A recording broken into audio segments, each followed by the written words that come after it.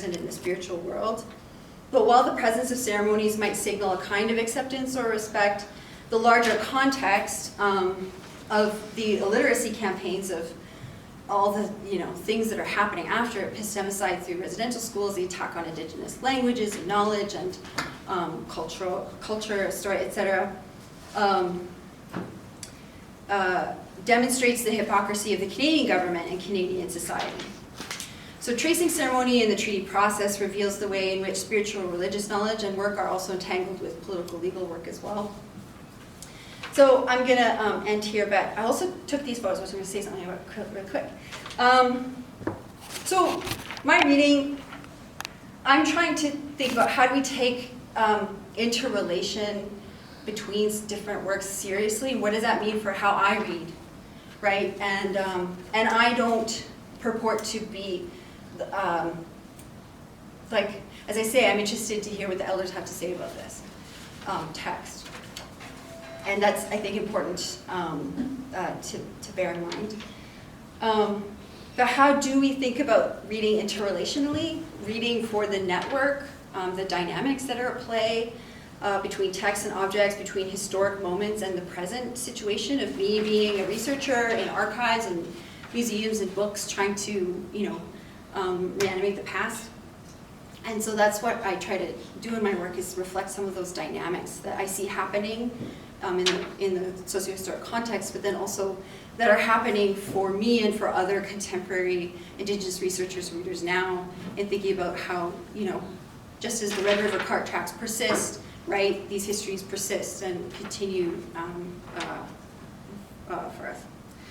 So what I don't get to is how I think it's not just about text and objects, it's also about the and gestures, it's also about the somatic and the affective as part of that network as well, which I try to think about in my work. But these are from around the corner from the Common Ground Cafe at Queen's, and I was just having coffee there with a friend and with Emily, and was just thinking about, took me a bit, because I was a bit tired, but then I looked up and I was like, oh, welcome on the wall. Oh, there's this dream catcher with feathers and these portraits and this painting by, I think, an Anishinaabe painter. I think it's called Connection, which is trying to show something of Indigenous relationships to this place. So yeah, it was just for me an interesting moment of coming to do this talk and then kind of being surrounded by these materials that directly relate to what I'm addressing. So thank you for your time and attention, and look forward to the discussion.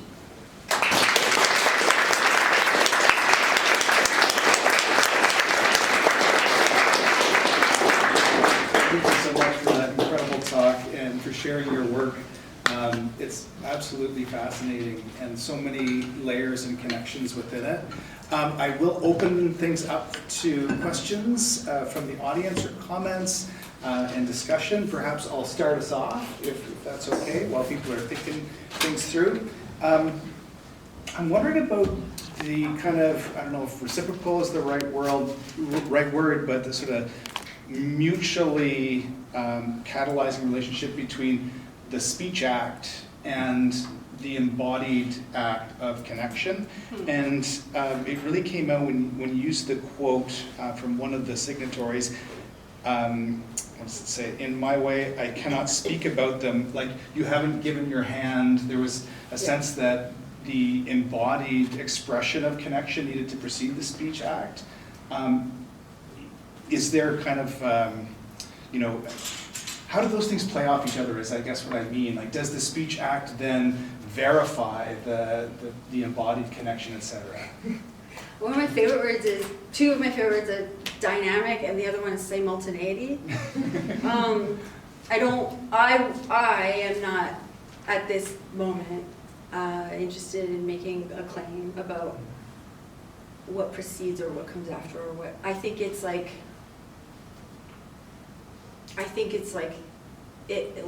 all in the moment, but then also I think there can be a mismatch where it's these things have to happen at once, and then once something's happening, or we're being asked to do something, but then this thing over here hasn't been dealt with at all. And I think it's also emergent in the moment too. So something where you're sitting in the camp, I think my hunch, again, is that there, that there's, there are ideas around that. But I think it's interesting that like the Cree and Métis and the Assiniboine and the Anishinaabe are all together.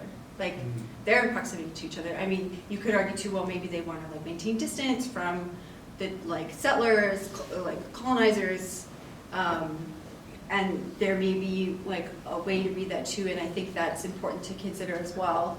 But it's not like a ceremonial thing, or at least I can't make that claim at this point because I don't know. So I think,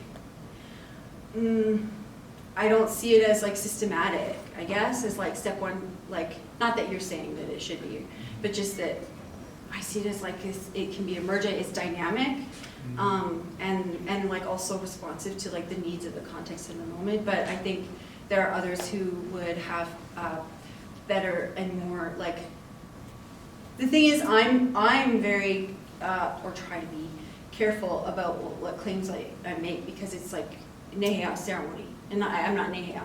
So like, there are things I observe and readings I offer, but like I fully expect they will be qualified by like the people who are more like conversant and like involved in thinking about that like space and that situation like more fully. So for me, it's like these are what I observe and this is what I note, and I think there's something to offer in that based on like what I have learned about like Nehiyaw thought. But yeah, so that's kind of like, I think there is a reciprocity, and I think like speech can come from action, action can come from speech, but I also think it's like you can't just it's tricky to like pull them apart that way, and which is an interesting tension because analysis is like part of what we do, right? Like let's look at the parts. But I think like for me it's like sure, but I also, how do I narrate the like dynamism and simultaneity of this like really complex like moment, and all these things are happening at once. That's hard to do. I don't know if I succeed. That's my initial rambling ridiculous. That was an excellent answer. I really appreciate it. Yeah, I wanted to take advantage of what you offered earlier in your talk about the opportunity to ask you about affect in Treaty 6. I went to the University of Saskatchewan in Saskatoon for my undergrad and my master's, and last year during my master's degree I had the really incredible opportunity to take a course about like reading literature in place with Inuk scholar Christina Bidwell, and it was just like such an incredible experience. So I would really love to hear what you have to say on that kind of intersection between affect and Treaty 6. Yeah, so I'll just say that I'm writing right now about like, so this is getting worked out, but basically one of the things I'm noticing in Morris's narration, and I never did talk about the complications of indigenous writing in English, so I could pause that and come back to it. But I think about that because to say it's Alexander Morris's narration is also complicated because Morris is relying on Dickinson's notes and like other clerics' notes and stuff, so it's like a multi-layered text, as many are. But to your question, what I've been noticing about the narration of Treaty 6, and there's a lot like more going on, like because there's a whole thing with like, anyway, I'm gonna set that aside. Even before we get to the narration of, okay, these indigenous peoples were here and they said this and I said this and we were trying to do this, even before that happens, the context is set up where you have included in Morris's text letters from, I forget who they are now off the top of my head, but like a government official, I think in Edmonton or thereabouts, someone and another official from Red River Colony, so like Winnipeg area, and maybe one other, I can't quite recall, but I think also like this other prefatory material from at least one other person where they're indigenous leaders and they're are going to these places to like basically say, look, like the situation isn't good. Like, what are you gonna do about it? They're like demanding that something be done. Sorry, one second. And so in the settler writing that frames what follows of the negotiations, there are all these references to agitation, to I might be getting the exact wording mixed up, but basically like synonymous with like unrest. Disturbed comes up. The word disturbed. They are disturbed. Talking about the Cree and Anishinaabe and Métis people who are advocating for themselves. Disturbed. They're very anxious, and in a few places, basically that that basket of affects for the settler readers, and these are multiple people, will translate to violence against settlers if not dealt with, and that is the like impetus for why we should take care of this somehow with treaty, because like we don't want like our people to get hurt. We don't want like our settlement project, the Canadian like national project, to be at risk. So there you have all this framing that very much like delimits Indigenous affect and feeling as like this problem to be dealt with. Otherwise it will like result in violence. But then from like an Indigenous perspective, it's like, yeah, we're angry. Like, we're very, very angry.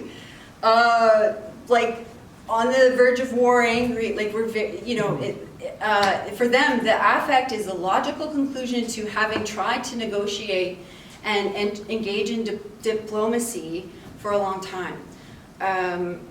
And it's interesting too, because then you have Indigenous leaders in their speeches who will say things like, I'm very anxious that my children and their children will survive, essentially. Like, so then you have their expressions of affect and feeling that get completely disregarded or reframed in very particular narrow ways.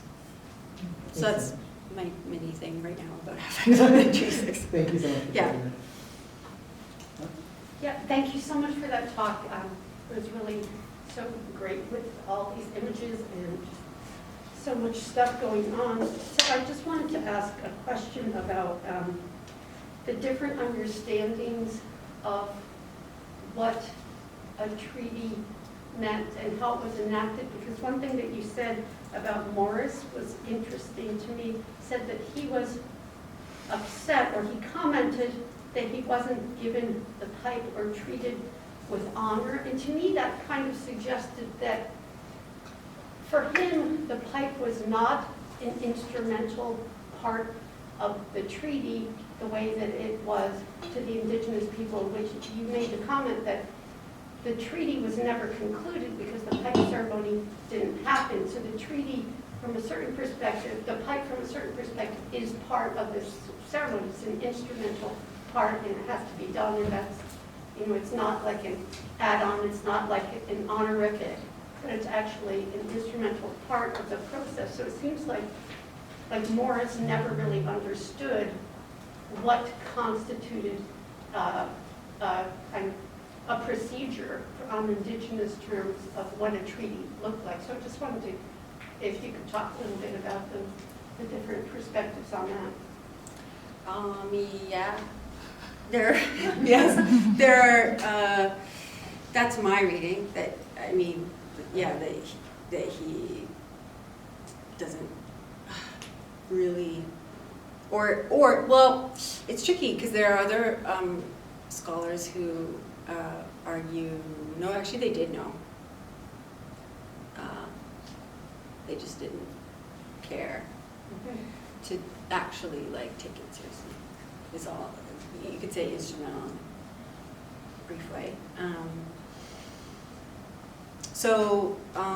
Yeah, so there are different, in treaty interpretation, there are different like takes, different reads of Morris, of course, and I'm unsure at this moment I just need to do more work. I'm unsure enough. I'm not gonna make a claim like they did know and they were like actively, but there are moments where it's like, no, you do know, like the way that you're approaching this is there's knowing, there's knowledge here.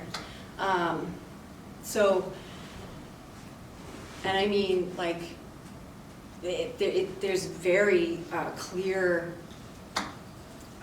perspectives of like how Indigenous people are framed in Morris's text. Like, yeah, we have this project. I'm tasked with fulfilling it.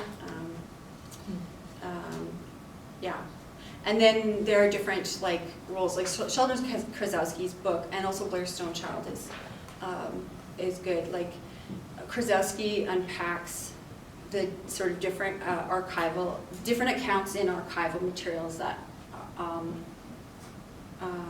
are there around Treaty 6 in particular. I can't remember.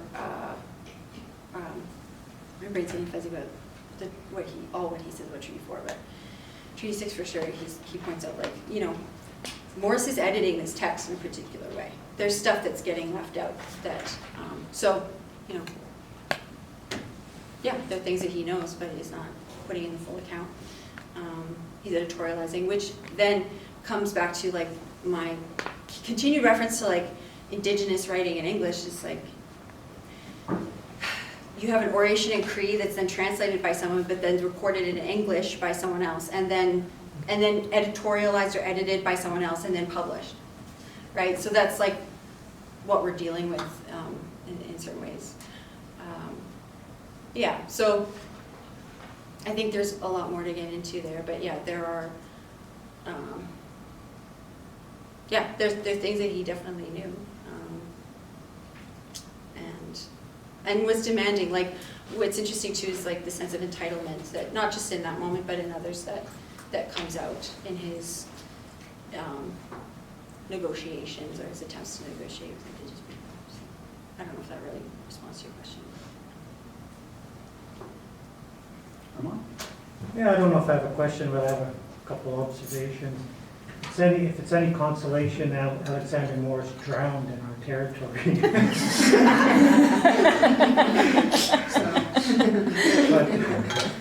Nice. But nice that Armand is coming with the facts. but you know, as poets say, you know, translation is like kissing someone through a veil. You never quite get it. So I'm just wondering about the whole translation. You kind of touched on it just a second ago about the whole translation process. Examples, I'm interested in the hymns, and depending on the translator, the hymn is very different, you know? So, you know, from the Anishinaabe Moyen. So is it the same, like I'm thinking of that kind of semiotic interpretation of the chief's you know, his iconography there, and I'm just wondering, he's thinking in his language, and we're trying to interpret it. I mean, you are, I'm not, in English, and that's part of the problem. And I wonder, so I guess if I have a question, it's how far has this project brought you back into indigenous language? Yeah, not enough. No. And that comes down to the constraints of graduate education. Not just like, sure, you know, I know people who for their religious studies doctorates have learned multiple languages, ancient languages, but there's also like support and classes and like access that they have, and there are things that I've been able to access, but it's here and there, and it you know, so a bit like I'm, you know, trying to get into it, but what little I do learn along the way and try to hold on to, the thing is too is like my memory is like remembering things in the moment. Like I have to go back and revisit. I mean, this also comes with just like that's typical of learning and learning languages that you have to revisit and practice. But that like, so there are things that I'm learning, even a bit, that then like open up the text. But like I would make the case that if you're gonna have language requirements in graduate education, you should like have like good enough supports to Indigenous languages and like space for people to like do all that work and Yeah, Joanna, I'm just thinking like basic concepts, for example. oh I yeah, remember years ago, Goulet, who was an anthropologist at the University of Ottawa, wrote a book called Ways of Knowing. And seemed to just even the idea of animate and inanimate, oh definitely. something as fundamental as that just Yeah. doesn't exist in English. I mean, I guess. Yeah, well, and I think like that's, for me, that kind of stuff is implicit in my approach, which is something that I'm in the midst of like trying to figure out how to narrate, because again, my methodology in this project is like, this is my like attempt to read and to be in relation with these texts and objects. It's not and it is like poetic, and it also is like deals in affect and like somatic experience. It also like assumes like certain ways of thinking about like the pipe and the land and like medicines and how these things are like really like tied together and alive. Like so I would say yes, but there hasn't been like a systematic, like again, it's there, but it's I'm just working on like trying to notice it better so that I can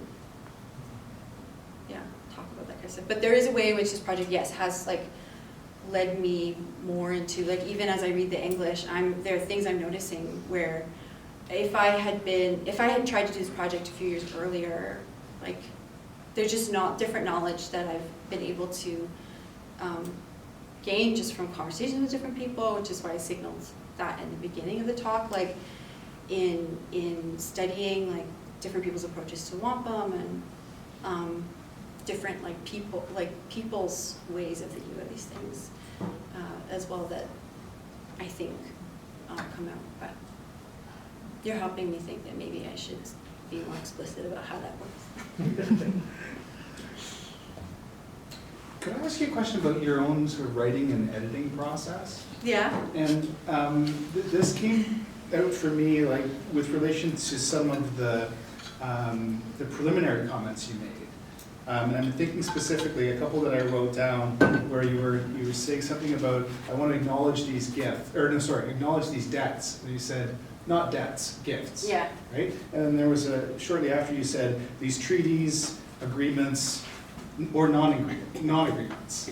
And it was like you were revising as you were speaking in a way that you needed the earlier things to be retained to get the full meaning of, in my view, as I was listening. Mm-hmm. And I was just thinking about, you're doing a dissertation in a Department of English Literature, and what we encourage is the cutting out of anything that is not essential and whittling down to the precise iteration. And then you're talking about things where the cutting out is a deep loss and actually creates an improper knowing or something. And I just wondered if those concerns find their way into your practice. Yeah. I laughed as soon as Sam asked that question because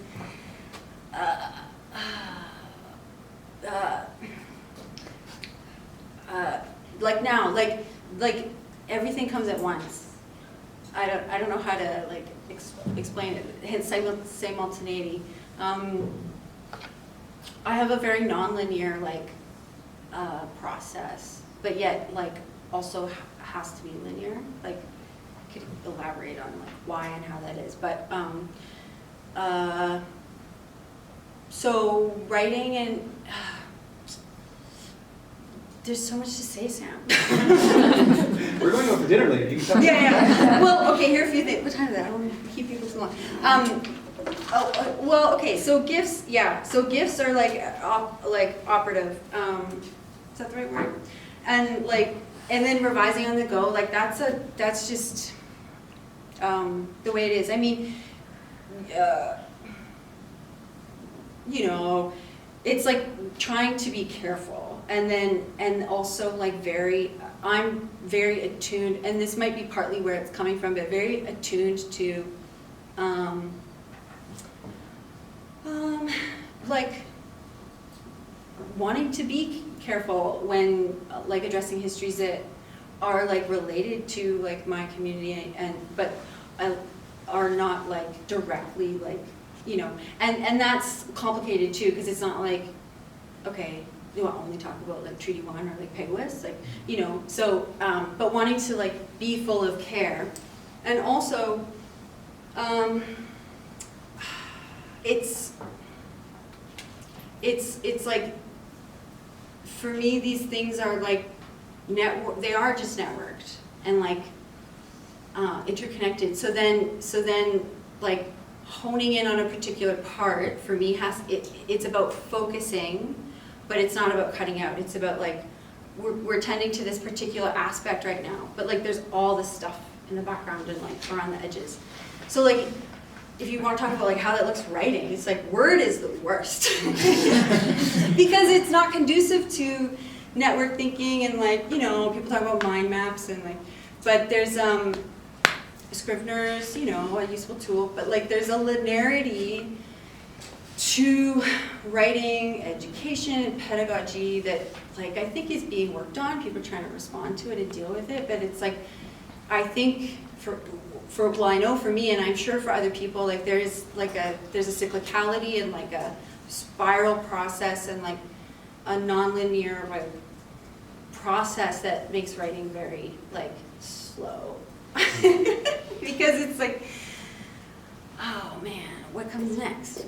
100 things, you know, and then having to make a choice and then weigh that choice when, you know, and it's not just about like, there's no interpretation to be made or there's nothing to be said definitively or like, you know, there's no argument to make, but that it is this like, I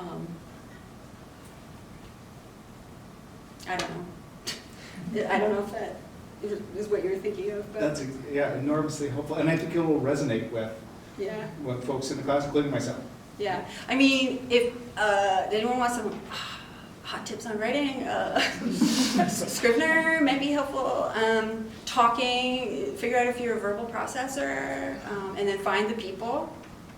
I mean, many of you already know this. Someone's trying to get me to record myself. I'm still not very good at remembering to do it, but recording myself and then like having like a transcription process or like listening back to it or allowing, like I have so many drafts because I'm like, okay, I have to save every like shift so that in case I change my mind and like want to backtrack, I can go back around again, right? But that's like, then you have like so many like, you know, and this is ironic, kind of because my writing practice used to be like, okay, I just don't write until the night before, and then I stay up really late, and then it just will come out because I've just been it's been circulating and simmering in my head for weeks.